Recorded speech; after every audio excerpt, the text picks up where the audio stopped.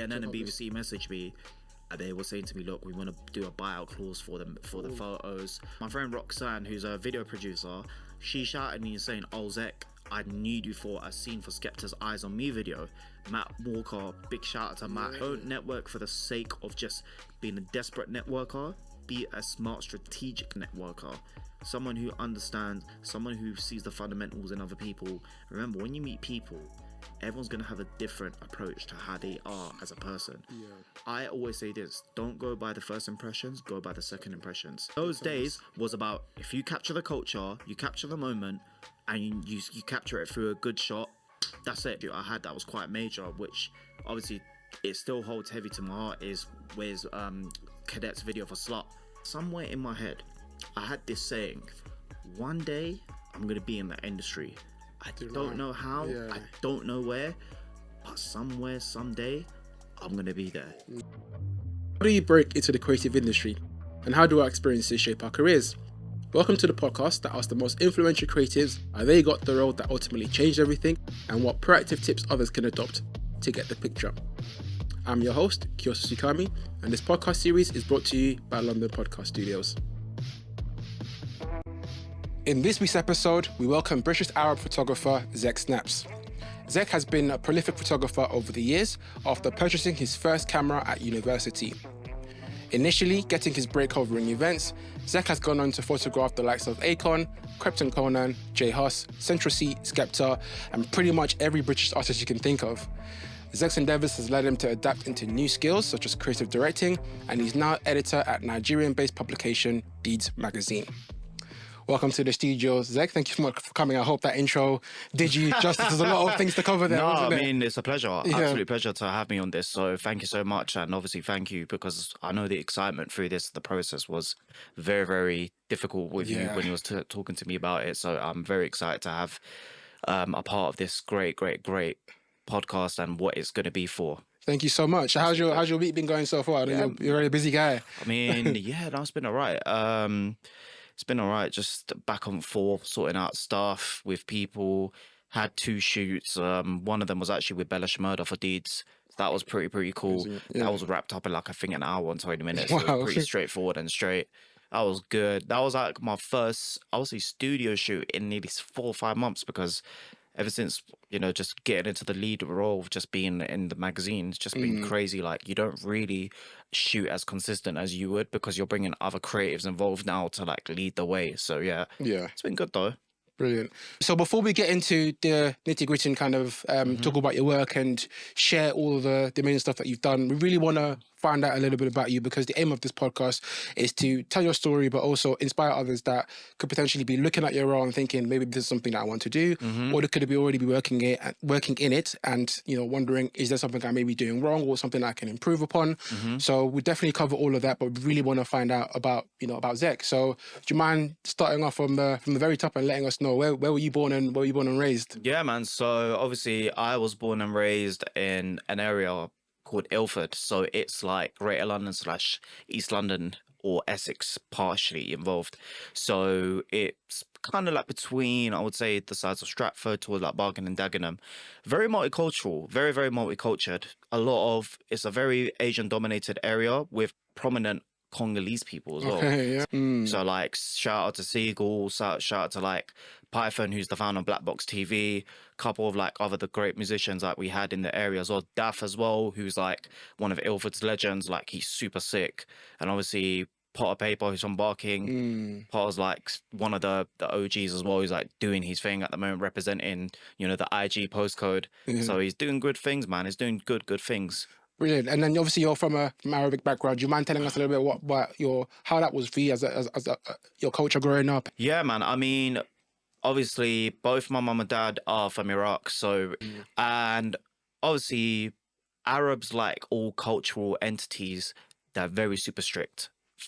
Very modernized in their own old school niche, very within their own depths in terms of like they're very strict with their children doing specific things that's not relatable towards things that they think is more accommodated to their likings, which is, being a doctor or being a nurse or being a teacher or something like that that works within the prospect of what a 9 to 5 would do in a capitalist society. Yeah. Which obviously, hilariously enough, we're not from a capitalist type of country, but the way they've endured the methods into this country is all about understanding the fundamentals of, yeah, you get your kid to work a 9 to 5 or whatsoever, it's a successful job in their eye. When the reality is there's more to what we see beyond Yeah. that. So for me, it was a battle of challenges that I had to face within the perspective of how do I then let them know how my career is going to be definitive towards a financial point of success, but also just a general success in the whole overview. Yeah. Do you have any siblings in your family? You're only child? No, big two older sisters. Two older So I'm the sisters. youngest, so I'm very tight with my second older sister. So me and her are always very good in communication aspects. Obviously, my two nephews are always around my Yeah. because they both love they both love my mum and dad. Obviously, they love their grandparents. They're like their grandparents is family. That's what they see, and obviously they Yeah. both appreciate me as well. But it's funny because with them, they're very loud and crazy around my grandparents, but with me, they're very scared. Yeah, I had this restrictive aspect where my sister agrees to it, but then my mum and dad are like, no, you can't be doing that. Yeah. But I'm like, at the same time, like, I think their methods is how they taught discipline and, you know, nurturing us from a young age has kind of like their sense of discipline they want to bring to both my nephews. So obviously, being from that culture, you mentioned obviously that it's very difficult to think about like a creative career. Yes. So what was it for you very early on that you even thought that this could be a potential thing? Was there any inspiration that you had? Like, what were your parents doing as roles? Your siblings as well? Like, where did the inspiration come from? You know what's so funny? So even though this whole thing about them making the obstacle of not making me trying to pursue the creative career, hilariously enough, my dad was a big watcher of old school films. Okay. So hilariously, he would make me watch a lot of like old school Egyptian films. One of the most like well respected names in that industry who broke into the Hollywood industry as one of the first Arabian actors was Omar Sharif. Okay. So Omar Sharif was a profile name in Egypt. He was probably the first ever person from Egypt to break into Hollywood. It was interesting, and my dad used to make me watch not only like a lot of these great Egyptian actors and actresses like from back in the day, like I would say like Saad Husni to like Ferry Showkhi and all of these great actors and actresses that came through the industry. He also made me watch a lot of like classical old school 16s, 70s film. One of the first directors actually was British, was Alfred Hitchcock, the man himself. Yeah. Mr. Leytonstone, East London himself, born and raised. But what I loved about Alfred was he was the first ever director to break the 180-degree rule in Hollywood. He did not give a flying toss about anyone's perspective. And I loved the way he just had this rule about if I'm going to break anything in film, I will break it. And I think he was one of the first directors, if I'm also correct, to create the whole non-linear scripting, meaning there's no A to Z as a story script. There's no start, middle, and end. He basically changed the whole perspective. And films like The Birds, films like Psycho, Vertigo, and there was one more film I really loved from Alfred Hitchcock. It really made me think a lot about his cinematography. Rear Window. Yeah. Beautiful film about cinematography. Yeah. I think for me, his influence kind of like tilted my thought of getting into film at first. And then that's how it started. It all started with me getting into wanted to do music videos and influences around that. That was super important within that dialect. So for me, it was a huge thing that I looked into. So surprisingly, my dad was the bringer of the influence. But then surprisingly, he was still against me having a creative career, which was in my eyes funny. Ironic, yeah. but it's, at the same time, it is what it is. Like fate works in its own destiny, as I see it. So yeah. Yeah. So then, growing up and kind of thinking you're influenced by these films and you're interested in all of these things. At one point, did you think, okay, I want to become a photographer and kind of take it a bit seriously? Because you went to university, you did a creative degree. Yeah. But before that, were you thinking, okay, like looking at courses, this is something I may want to pursue, juggling the idea that you're coming from this kind of culture that may not potentially want you to pursue this. What was going through your mind, like, thinking about careers and your development and growing up? I think hilariously how the whole thing about me getting into the media world was because both my mum and dad was the interest of it, but my first ex-girlfriend, hilariously enough, she said to me, what do you want to do in your career that makes you love something? Okay. Because this is when I moved from Ilford to Edgware Road, which are the area I'm currently living in at the moment. And she said to me, you've always liked watching films, you should do media. And I said, I don't know, like, I don't know what's going to go in my head. She's like, listen, don't think about what your mum and dad thinks. Think about what you want to do. Start off doing level 2 BTEC, creative media at City of Westminster, which was when they first reopened. Went there, nailed it, got 3 distinction stars, done level 3 for 2 years, got 3 distinctions and 2 distinctions and a merit in the second year, got into 4 of my 5 universities. Amazing. So it was beautiful. And I think for me, she made me decide that choice in such a strong sense. So shout out to her, man. Like, she's probably the only one I speak to. Like, I've got a good, like, solid relationship with. So Yeah. she gave me a lot of, like, support. She gave me a lot of power to, like, think about it. So it was that, but also my mum and dad also said to me, like, if you feel that's the best decision, go for it and see how it goes. And they always had this thing, but if it doesn't work out for you, you can always change it last minute. But it was fun, it was sick. And then when I got into university, that's when things started to change, because my whole thing with linking with music was a big thing of, like, what I listened to from a very young age. Yeah. So you at this stage, then going into university, you've picked your course. It was a photography course, or was it a film Creative course? media. Creative media course. And so for university, it was BA Film Studies. BA Film Studies, yeah. Yes. So going into doing a BA Film Studies, did you think that you were going to work in film? Because obviously you've ended up becoming a photographer now. So going into this course, what were your expectations? And yeah, how did the actual course itself turn out to be? Do you know what? I think when I studied at Middlesex, it was 50 practical, 50 theorism. So it was good in a sense. I always say to people, like, with the whole university thing about doing a creative course, university teaches you good theoretical teachings, but it doesn't teach you the practicality aspects of improving your practical skills. Anyone can go pick up a camera, watch on YouTube and do their thing.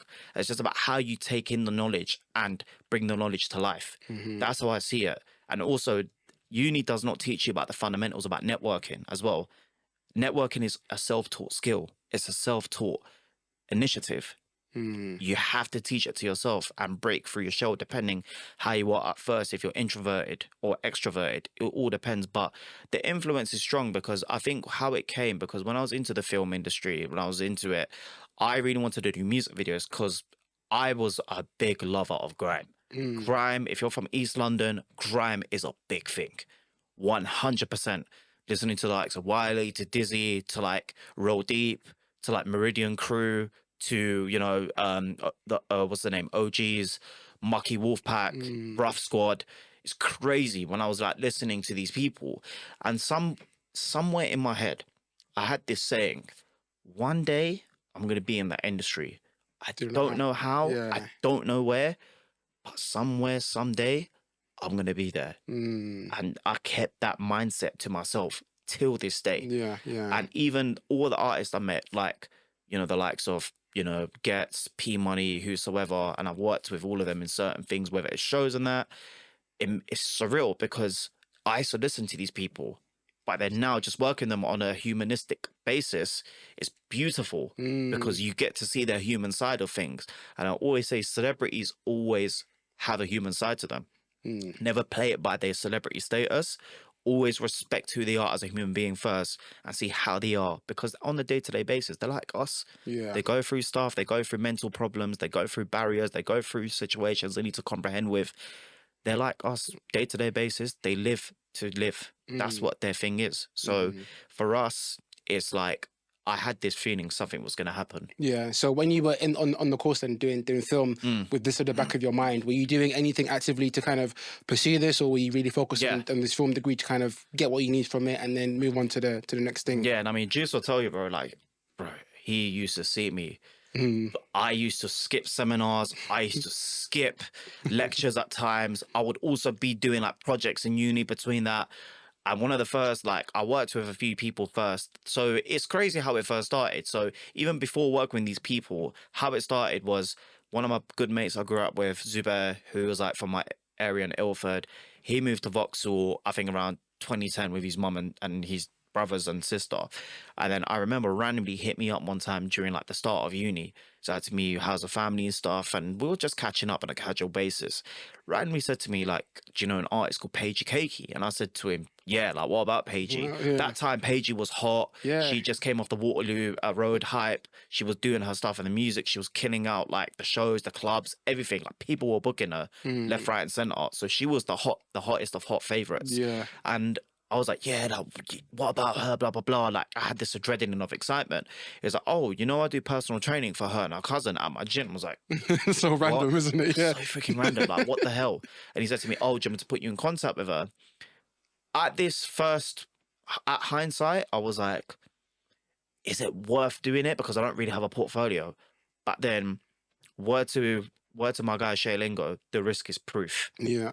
If you don't take the risk, the proof of the risk does not then push you to something towards great in this life. And I took that risk. I said, give me her email. Let me drop her an email. I dropped her an email. We were discussing her and the manager, Samara, back in the day, who I don't know if she still manages her. We were just going through a chat, and then she was talking to me about what you want to do, blah, blah, blah. And I said, I want to do like something like a little music video, some stuff, day in the life thing. And that time I had access to like Black Magics and stuff in my uni. Yeah. And the £1 million question came, can I see your portfolio? I was like, oh no. I was like, what am I going to do? But shout out to my guy, Anton, who I went with in college. Anton had a production company he done called Touchgate Entertainment, which was with him and Mustafa. Them two, especially Anton, I have to give a shout out to Mustafa. They both were like, listen, take the show reel that we done, that you've shot some stuff with us, use it to your advantage, show Paigey like we done it as a collective, and do it under Touchgate. She came back, she loved it. Wow. And then she pitched us an idea of doing a song with Bonkers called Tell Me. This is when Bonkers was coming up very strong in the scene, when we Run the Block. And I remember it was that generation with him, Novelist, and Stormzy coming through. Like them three were the young gunners that were breaking through that time. And this is when grime was slowly becoming mainstream because of Skepta's Konnichiwa album. And then that didn't materialize, unfortunately. I think Bonkers dropped out from the song due to like label politics. And then after that, I saw Paigey posted up a photo flyer on her Instagram saying, need a photographer for my birthday party. So that time, this is when I first invested in my first ever camera, a 70D, a basic flash gun, the kit lens, and a nifty 50, yeah, they call it. Yeah, man. Shout out to the nifty 50 guys. Like that, if you know, you know. Yeah, a good £100 kit lens to have like as a prime lens to start with, makes you understand about the world of primes. So I didn't know how to shoot events at the time, but I was like, let me go ask her. So I didn't get a response back, and I looked at it, and then I'm like, Anton, she's not replying back. And then her manager messages me back saying, hey, thanks for the interest. We'd love to have you guys there. Unfortunately, we don't have much more budget because we've already booked someone, but however, we'd love to have you guys there. So every opportunity, you take it as it counts. 100. So then we spoke, and this was the first time where three things came. Knowledge of how am I going to tell my mum and dad I'm coming back at 5 a.m. in the morning. 2, as I say, black people timing, they say. But to be fair, because I grew up with Congolese people, I understand. And even Arabs, we have this thing called Arab timing as well. We're always late. We're so late with everything. Yeah, all of us are just late for just good reasons.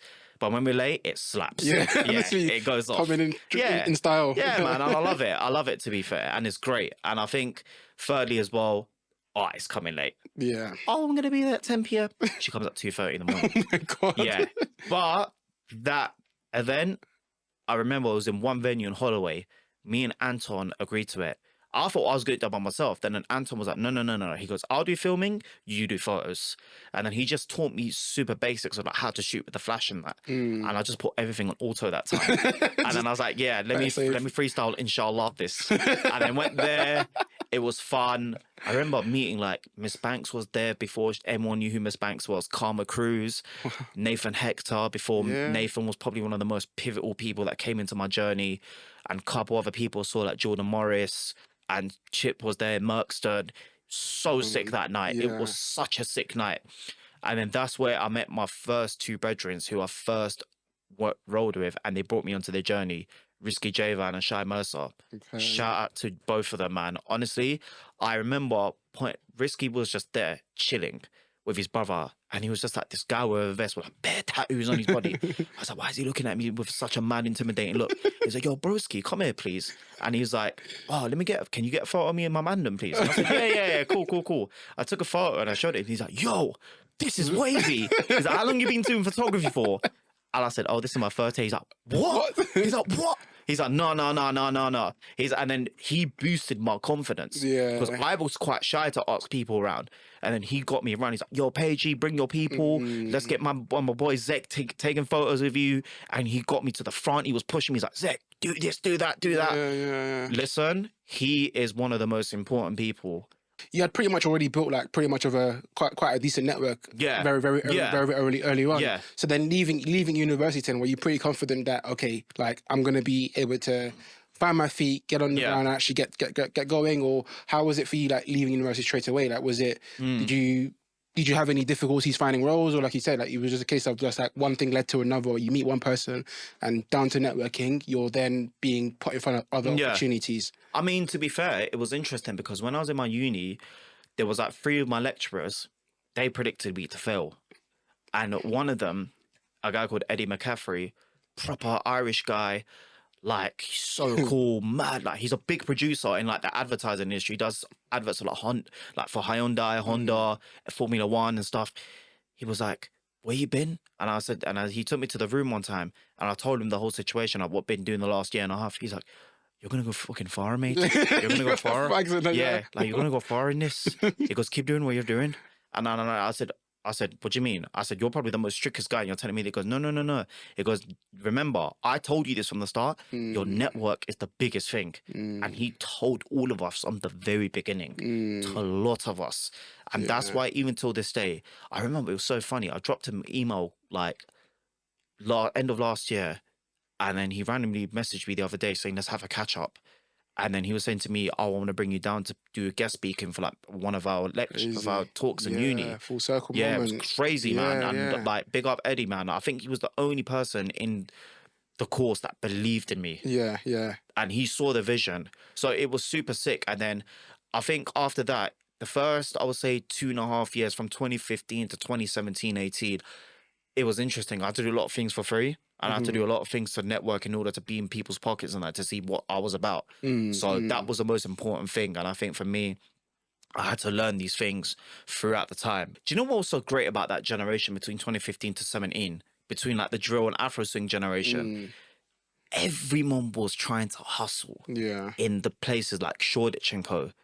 Everyone really wanted to be go-getters. And it was so sick because every week you'll see the same people just around that week doing this, doing that. It would either be around in Shoreditch or be around in Camden sides.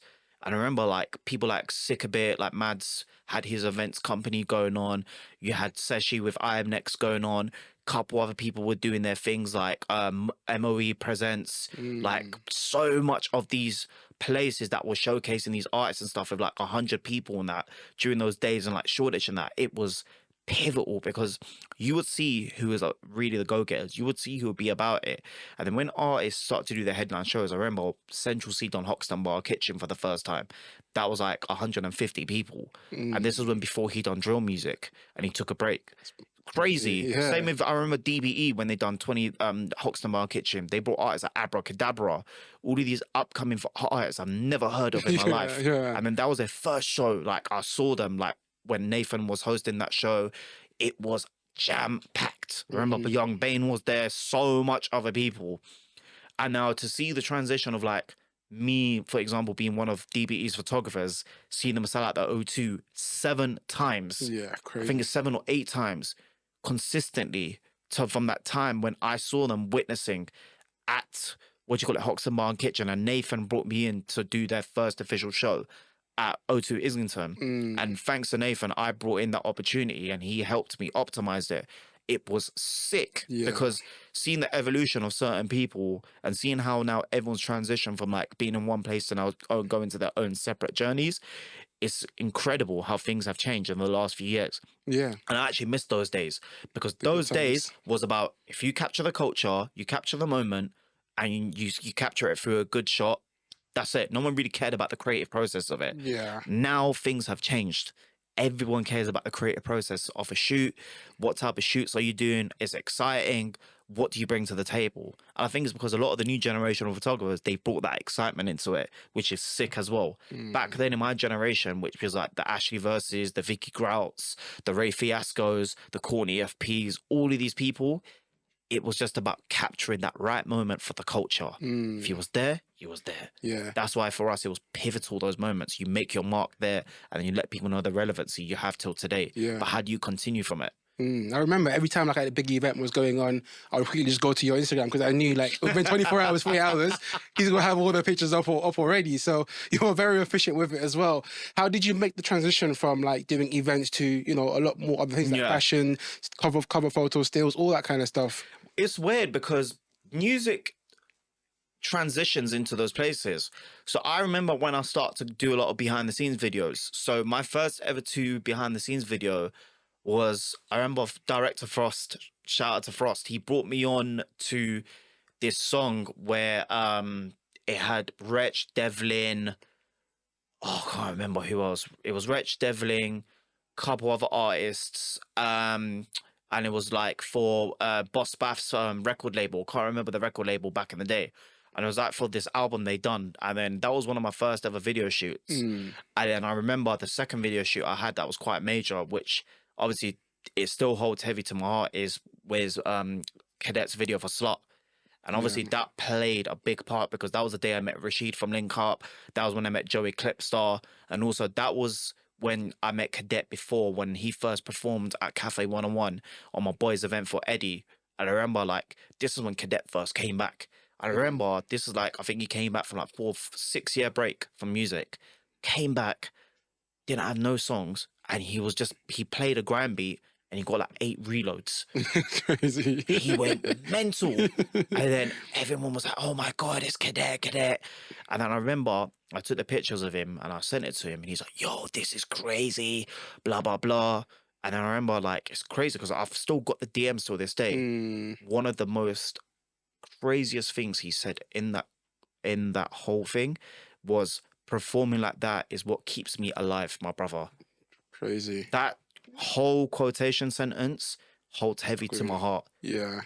When you're doing press shots for artists, it's quite similar to doing a studio shoot for fashion. The only thing is, fashion is not as heavily orientated. It's more like just capturing the artist's clean shots and just sending it over for them so they can send it to press and that for their Spotify or Apple playlist covers or whatsoever. Or they send it off to magazine and publications to get into the motion of like sending it out to like those places so they make the artists have like new photos. And it also came from the fact that it was inherited heavily within behind the scene music videos. That's when I started to meet a lot of the people from the labels, like publicists and everything else. And that's when a lot of them started to acknowledge a lot of things like, who's this photographer, who's doing this and that.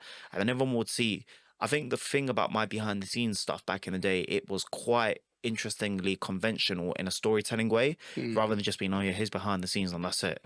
Like, it had some depth of story that meant a lot to the eye of the audience, which was pretty sick. Yeah. And I think for me, it helped me gravitate towards that because, as I said, the people from the industry are always there. People that go to these shoots are always going to be there. People that fund these shoots are always going to be there. So it was important to like impress from those early days and really put a mark in that. And then those people now who I have still connections with from the labels and that, I still have a good relationship till this day. And it's crazy how things have changed dynamically. Yeah, definitely. I think it's come a long way. I think just culture in general has come a long way. You know, we see artists like you mentioned start off from doing one small venue to selling out like, you know, crazy. How was it for you in terms of like moving over into a more senior role, like you mentioned rightfully, now you're working with a lot more people like gaffers, you're kind of overseeing shoots and everything. At what point did you say to yourself, you know what, obviously you're still shooting now, but at what point did you say that I'm going to maybe take a little bit of a step back and become a bit more senior and, you know, be more involved in the actual back end side of things as an editor now for Deeds magazine? When did that choice sort of come and what was going through your mind at the time? So interesting enough about the whole Deeds thing. So I've known Deeds for 5.5 years. We've followed each other for years. It's crazy because he messaged me saying, oh, like, bro, your work is an inspiration to me. And I'm like, your work is crazy. What are you talking about, bro? Yeah. But that's what I'm saying. Like, even the most inspiring people that you look up to can also be inspired by others and yourself as well. So people should never contradict that. That's why I always say, like, think about what you think and then listen to what people say. And I remember obviously seeing him, what he done with Thames and all these other amazing Afrobeats artists when they want to come up, like, you know, Amare to like Rema. It was beautiful, and I love the storytelling side he had within his grading, to the composition of angles he caught. And obviously I think the song that really I saw from the BTS that he really captured was Essence with Wizkid and Thames. The BTS from that was incredible. I still say it to him to this day. I'm like, bro, that's profoundly one of your most important shoots. I think that made me realize why you're the GOAT in Nigeria. He's like, no, bro, blah, blah, blah. And he's so humble about it. But he had this idea of Deeds since 2 years ago. So he started it 2 years ago. It came as an idea where it was just a resharing platform to share about diaspora within Africa, to acknowledge like what's going on within the world of Africa on different mediums such as tech, entertainment, fashion, music, sports, things that Africans, both non-established diasporas of talent, but also established talent, are doing great things within those circles, and just showcasing like who's doing good things, who's released new music. And then the idea came of last year where we first took it serious was Phil's had a listening party start of Jan 2023 at Coco, which is a venue I basically do freelance for. So Coco now have a members club called House of Coco. Super dope place, incredible. I do a lot of project coordination with my boy Shafiq, who is an incredible Ugandan artist, also from Newham, doing good things. And he basically was a retail manager at Coco, but he got made redundant. So he basically took all his expertise and turned himself into an events coordinator for the cafe stuff to bring the cultural events. So like the listening parties, done with like Sarkodie to Teyiwa to Notes, to many other artists that we brought out throughout the years. J Hus's like secret listening party for the album, stuff that we done that was great for the culture. And I remember like even just being around it, it's just crazy just seeing like the evolution of things. And then I remember like I said to Deeds, like, let's go do it. Let's go see what we can do. So then my boy Haruki went to go shoot that. Big shout out to Haruki, is another incredible photographer killing it at the moment. And I remember like we got the pictures, and then I was like to Deeds, this is a brilliant review. I really like this review. He's like to me, yeah, what do you think about the interview, blah, blah, blah. I said, no, this is good, man. And I like the design, how you done the assets for the layout. And I came up with this idea with him, with myself and Haruki last year. And I said to him, bro, why don't you just turn it into a full-time publication? He was like, I don't know. I feel like printers are dying art now. I'm not sure about it. I'm worried about the money, blah, blah, blah. I said to him, look, start off doing digital covers, build your readership from there, because he had 6K followers, but he was still getting like 80K views on analytics at that time. Yeah. Other people were finding him, I said, bro, utilize the networks around you, because you got the network. You know all these artists. Whenever they come, just bring them to me. At first, I didn't know what to do. So I was just free roaming with the role, everything. And we were starting off. And then people still knew about the magazine slyly, and people saying like, oh, like we want to bring you to shoot this artist, blah, blah, blah. I remember some of my friends at the publicity companies, like they were bringing talent, and they would like help us like fund shoots, just like even if it's just studio cost and that. I'll bring like a few creatives just to help out. I'll say big shout out to my friend, especially Tahira, who's a publicist. She's absolutely incredible. Like, I remember she brought me to do a shoot with Ombre from Rock Nation, and she funded she got the label to pay for the studio cost and everything. And I remember like we done a sick shoot for One Look, and that was like our first digital cover story we done. And then it led us to do Oxlade, Pat Rankin, and other people. And then throughout the time, I was like to Deeds, let's just do an issue. Let's go for it. The notice is getting high. Let's push for it. And then Deeds was like, do you know what? I've got a role for you. You should be head of media and comms for the UK side. Wow. Because you know everyone in the industry. And I was like, cool. Makes sense. And that was my way of reconnecting with all the publicists I know. Because back then, it's so hard to go to publicists and say to them, look, I want to pitch this idea for this magazine. Usually magazines, they have their own people. And secondly as well, they are months ahead with pre-planning their issues. That's the thing a lot of people notice. So Yeah, to yeah. aspiring photographers, if you do want to get into the world of like publications and that, I would say definitely ask for submissions. Ask them if their issues have been filled up or if they can do it as a digital cover or feature digitally, and just ask them the questions, because the thing is they always are ahead of time. So for that, it's important to understand what their fundamentals of what their process is like. And if they have an in-house team, don't feel disheartened about it, because trust me, the more you work on yourself and the more you work on your projects and that, the more people will see it.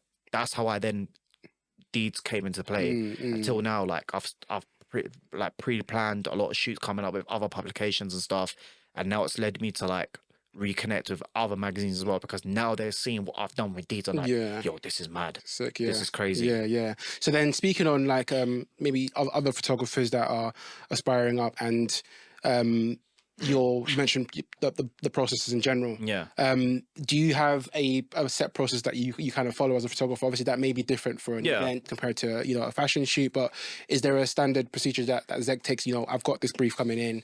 This is what I look for. This is what I do. Boom, boom, boom. Before I actually then go off and shoot. Events, it depends. So, like example with events. So, like if it's like a tour, I would usually come up with like mood boards from like my own previous stuff I've done. Interesting. Like it all depends on the venues.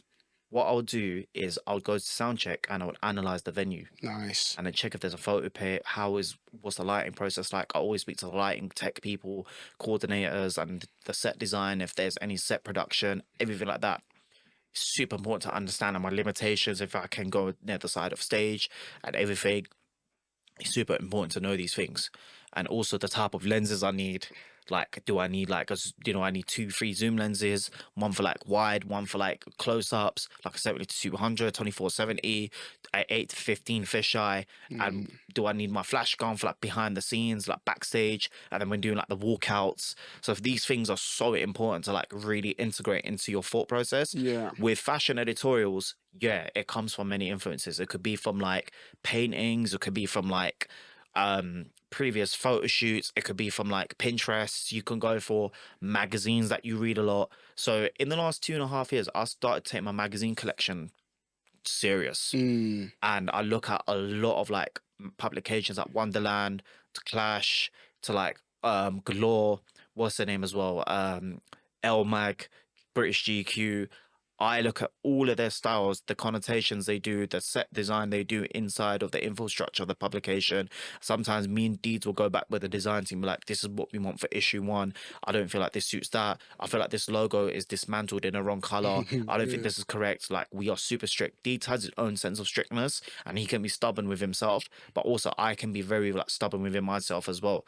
But I think that's good because we have two integrated thought processes. That's really key to the fundamentals of why we're doing well. But I did say to him, like, there's always a process for how we understand things in a fundamental structure. A structure is super important. Yeah. And then on that note as well, like, obviously you've done so many different types of work, and I think it would only be fair to kind of, go through some of them and maybe, talk about them and kind of really see how that kind of, kick sort of came about. So the first one I wanted to discuss was J Hus's cover photo. I forgot. Oh my god. Yeah. Throwback. Do you wanna Throwback. Do you wanna maybe tell us a little bit of? It's mad. It's mad. So shout out to Ibrahim and Jide. Big them up, man, for what they've done in the culture. Incredible. Like, honestly, what they've done with like Guap Gala and stuff. I have to give a massive shout out, man. Like, Guap was the first video publication. So to everyone doesn't know how Guap worked is you would get your phone, get the print, scan a QR code onto the print, and it would take you to the actual video of the trailer of the shoot and stuff. Sick. No one done that. And they were the first people to do that. And I liked Guap because they were basically capturing the culture and the Gen Z community, but also the previous generations in a very beautiful essence. And how that even happened was randomly, I think Ibrahim just messaged me saying, "Oh, bro, like, we got to shoot with J Hus for a cover for issue 4." And I was like, "What?" I said, "What do you mean?" I said, "I thought J Hus is in prison." He's like, no, he's out now, blah, blah, blah. Like, they want us to do shoots with him. I said to him, "Oh, okay, when are we going to shoot him?" Shoreditch. Just randomly following through his Shoreditch. Bro, and I remember we were just freestyling. I didn't really know much about how to do it and stuff, and I was just shooting. And I remember capturing this beautiful cover of him, like when he was laying on the pavement and that, and he was just chilling, relaxing. And it was just such a J Hus thing. Like, and then from that, it got me to recognize I can do this. I can really go far in this. And that helped me a lot because it gravitated towards me doing good things now, to like really believe in what I do. Until now, like I met his publicist, Imran, who's a fantastic publicist. Shout out to Imran, probably one of the most goated publicists in the country. Obviously I met his management, 2K, Mo and Kilo, great guys. Patrick Yabish as well, he's A&R marketing manager, great person as well. And I remember like I started to shoot like J Hus's headline show in Brixton O2. Remember that was a crazy show. Yeah. That was crazy. Did that all just lead from that? Obviously, that one. Yeah, that one shoot shoot, that you and did? it got me to do other things continuously. I've done another cover with Guap a year after with Sherry from Sweden. That was dope. I was supposed to do other stuff as well, but obviously like things change now because Guap's changed in terms of how they do their things now and stuff. So it was good, man. It was a good experience. It was fun. I remember it was just like it was near the summertime. It was quite a hot day. And I remember Hustle was just there, just doing his thing, and then we took him to like different places and that. Yeah. So it was sick. It was sick. Yeah, you've done obviously a lot of commercial stuff, but you've also done stuff that's quite personal. I remember during the lockdown periods, doing the George Floyd incident, you were one of the photographers that went out to the protest kind of to capture that moment. What was it for you? Why did you take that upon yourself to obviously go out there and do that? Because obviously I'm assuming that it wasn't something that you were being paid to do. It was just something that you just thought, let me go out and capture this moment. What was it for you, and how was that like? Because I remember seeing that, and John Boyega was at the event, and you know it was a very high moment in history for a lot of people. Yeah, I mean, shout out. So during the pandemic, there was an app called Clubhouse, which everyone was on. Yeah, we remember. It was so sick when it first came out, but obviously it turned down absolute crap. It started to be about gossips and people's lives and threatening each other. I didn't like that, but. Shout out to Abba, shout out to Venus, and shout out to Naomi, Nays. Them three, I remember they had the organization for the Saturday. And I remember they said to me, Zek, do you want to come down and take photos? John Boyega's going to come down. Because I remember the Friday was huge. That first day was massive. And it created the whole hype behind it. And then I was like to them, cool, tell me what you want from me, blah, blah, blah. Obviously, during the pandemic, everyone was so skeptical about people's healths and stuff. Like, obviously, like we got to pay tribute, like rest in peace to a lot of people that passed away from COVID. Because during those time, it was scary time. Scary. Yeah, a lot of people lost money on things.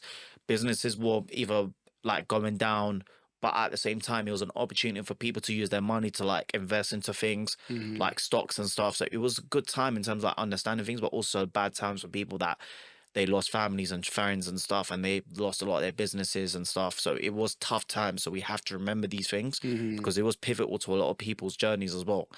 And I remember I sat down and I was like, I can't just stay at home. I need to get out. And for me, it was important to do that because I've been in the Afro diaspora culture for such a long time. I wanted to give like a little thank you back to the people, just to be like, look, you guys have opened me welcome arms. You've given me a lot of moments. You've trusted me with your hands and stuff. I want to go there, document it in a positive factor rather than what the media are doing, showcasing the bad, violent side of it and stuff, which is not about the message. I want people to see the good side of it. And I remember I had the photos, edited it straight after an hour. And I remember Ants from I'm Just Spate was in this group chat. He messaged a group chat saying, anyone went to the protest, I want to post up photos. I remember I sent it to him. I was like, bro, here's the photos. He's like, cool, posting it up in 10 minutes. As soon as he posted it, it went global. Yeah.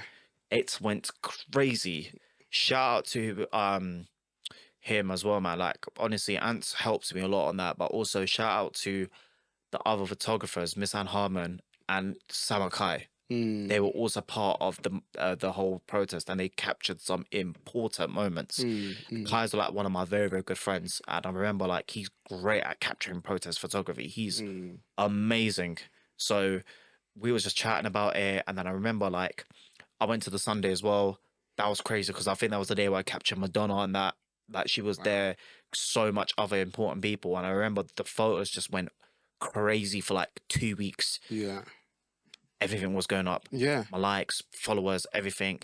But I didn't really care about that. The main thing I cared about was the Documenting beautiful that. message. Yeah. And a lot of black-owned publications and blogs and stuff all messaged me, and I just gave them photos for free. I said, I don't care about money, I don't care about this. Please have them, reshare the moments, let people know what the hell's going on. Yeah, And yeah. I remember rejecting like CNN and that. It's crazy to like to CNN and publish BBC messaged me, and they were saying to me, look, we want to do a buyout clause for them for the all. photos, for like 10 images and stuff. My manager, I remember, hit me up that time. I was like, I'm not gonna do it. I said, I'm not gonna do it. He's like, why? Blah blah blah. I said, trust me, there's always a see twist and this. turn with these stories, and Yeah, I don't want my photos to be part of that. yeah, yeah. Like, I don't want to do that. So I left it as that. I mainly gave it all to like black-owned publications and other publications that were really pushing the boundaries of it. Yeah. I remember Imran also had his publication called Equate. He done like 2 front covers from it. Like, one guy had like a mask on. He had like his graphic designs on there. It turned out to be such a pivotal moment. Yeah. And then the other one we had was like a Free Palestine one as well, which was a year after when we done the Palestine protest. But that led me to believe it's so important to capture the essence of communities just outside of what you do. Like, understand the culture, appreciate the culture, but also know the stories behind the morals and responsibilities they have that they've gone through so many centuries and years. Yeah, It's so important. If you're an outsider, especially, I always say, like, look into it from a deep perspective. yeah. No, that was a really good series of photos there, because it kind of showed the journalistic side of of photography, because oftentimes obviously you see the high glossy stuff, the stuff that you've taken time to shape. So getting those pictures captured in the moment at a time where we were all like in lockdown, we all couldn't even go outside. So it's like it was very important for everyone at the time. So thank you for sharing that. And then eventually moving over to then Deeds. You did a shoot recently for Akon. Yeah, Is that legacy correct? cover. Yeah. Legacy cover. So I done the Akon cover. I also shot Obong Jaya for one of our covers. Shout out to Obi. Obi's an incredible artist, man. Probably one of the king of Altes. Like, king of Alte Afro beats. Insane artist. And then I also created, produced the Omalay shoot as well, which my boy Elliot Hensford, who's an incredible photographer, big shout out to him. He came with the vision, shot it as well. Then we also had couple covers like Adisuya as well from Nigeria, TSC, who's like a goated photographer and creative director in Nigeria. Yeah. He done an incredible shoot. TJ Saw, who's an incredible creative director, he done us a Ghana culture cover, like these 2 twin brothers about their modeling journey and stuff. Yeah. Beautiful. Amazing. About their journey from being from Jamestown and that. So good, man. And I remember, like, it was good because the concept of the theme was culture unwrapped, and each artist culturally unwrapped their perspective about what culture means to them. And Akon, I think for me, meant a lot because now it's made me think of bigger things within life, but also Akon's just such a great human being. Probably one of the best artists I've ever worked with. Super kind, super generous, super grateful about a lot of things. He said to me, look, you lead me the way, I'll do whatever you want to do. As long as obviously it makes me comfortable, I'm fine. Yeah, man. And we had a great chat. We were speaking and we were just talking about life and stuff and his journey. And he did say to me, like, I hardly ever done photo shoots in my life. Yeah. Like, that's probably one of my only first major photo shoots I've done. Yeah. Like, even back in the day, he said when he done stuff with like all these other major publications back in his early days, like, he wasn't really a fan of it. Okay, so you've definitely had an impact on a lot of artists that you worked with. We spoke about off the podcast that you did a shoot for Skepta as well, and you only had about 25 minutes to do 3 or 4 looks. It was actually a video scene. It was a video scene. It's hilarious. So how that whole thing came up was my friend Roxanne, who's a video producer.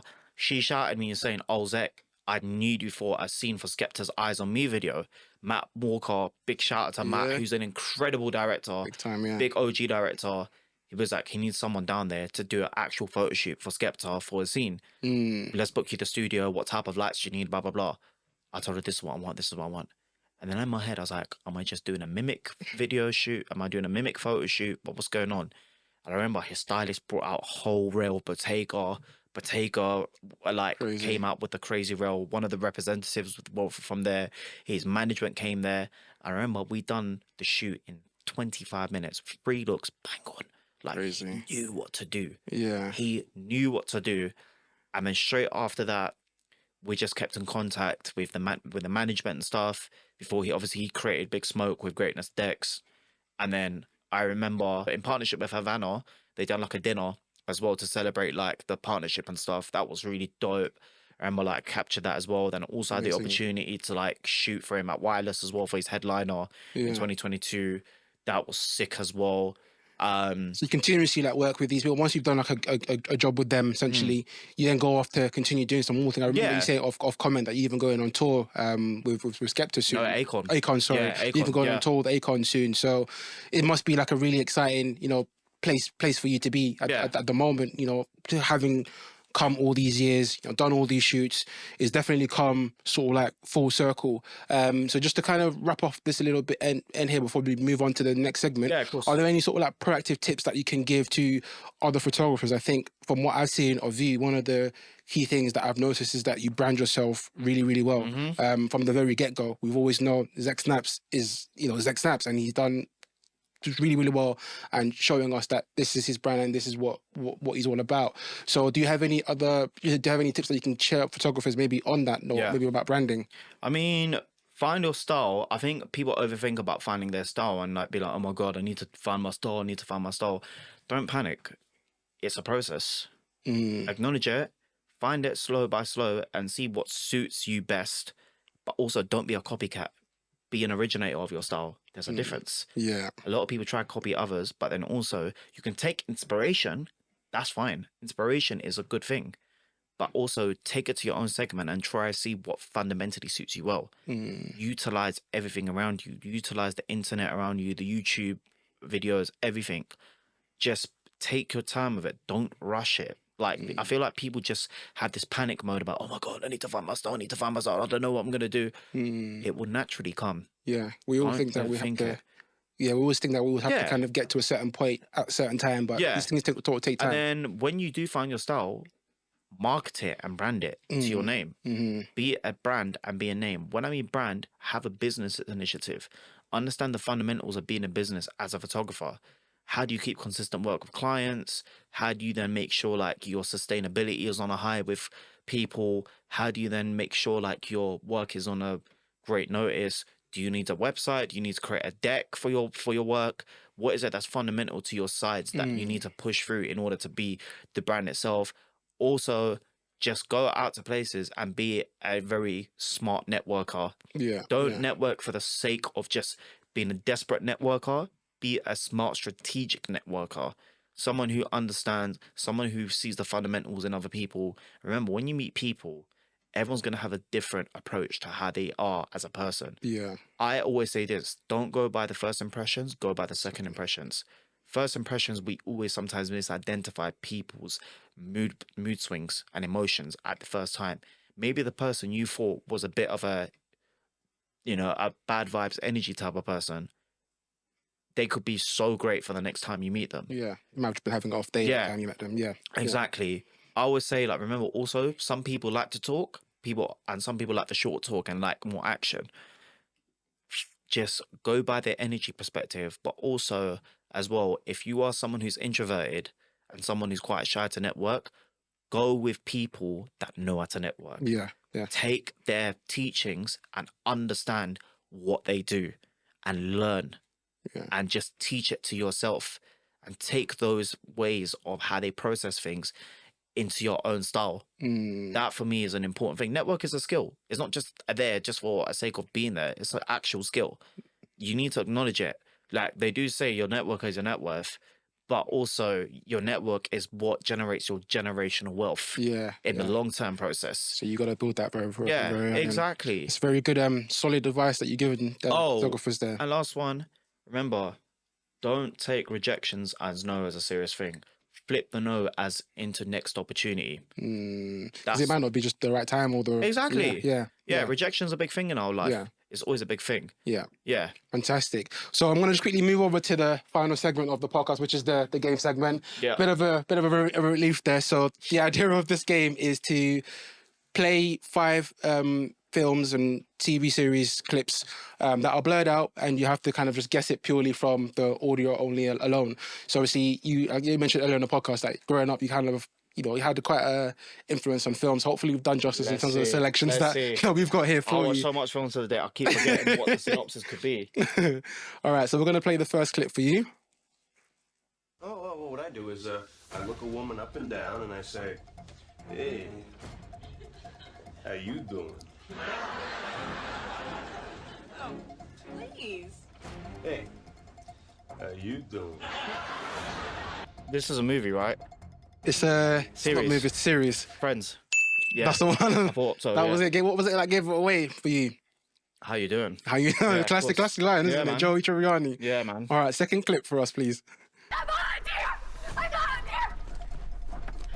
I volunteer as tribute. I believe we have a volunteer. You have to know this one. Oh my god. You have to know this one. Come on. Oh my god. I'm gonna forget. What is it again? Oh, I got forgot. Look at that. Yeah. It was the Hunger Games. Oh my god. Come on. I watched the new one recently as well. Yeah. Oh my god. You should have got that one. You should have got that. It's all right. You're not doing too bad. Obviously, you've scored one already, so you're just not the worst so far. Third clip for us, please. You should know this one. Psycho. Yeah, I was gonna say, like you mentioned, the director One of was the greatest non-diegetic sounds in the whole movie. Yeah. That sound is what played a lot of major things in horror movies. Crazy. Like, Yeah. you don't even know. Oh, and another a person as well. I think alongside Alfred, who was great, was George Romero, Okay, I've never seen it. the living legend director of Land of the Living. Okay, I need to check, Land of I the need to Living check it Dead. out. I need to. Okay, He okay. is the original zombie maker of zombie films. Yeah, I thought he was nodding ahead in the background. George I know, Romero but- is a G. George Romero is crazy. Like his stuff was super gory with crazy VFXs. Jeez, is there any of those like films? You take any influences from like films that you've ever seen in any of your work before? Do you know what is sick? I always look at the posters. Okay. Sometimes the posters can be Smart. really good with like Smart. color palettes and stuff. Yeah. So it's a good thought process. Animes as well is another thing I look Crazy. at. Yeah, For yeah. like color coordination. Very creative. Yeah. Yeah. So we're gonna play. Is this our fourth clip? Mm-hmm. Yeah.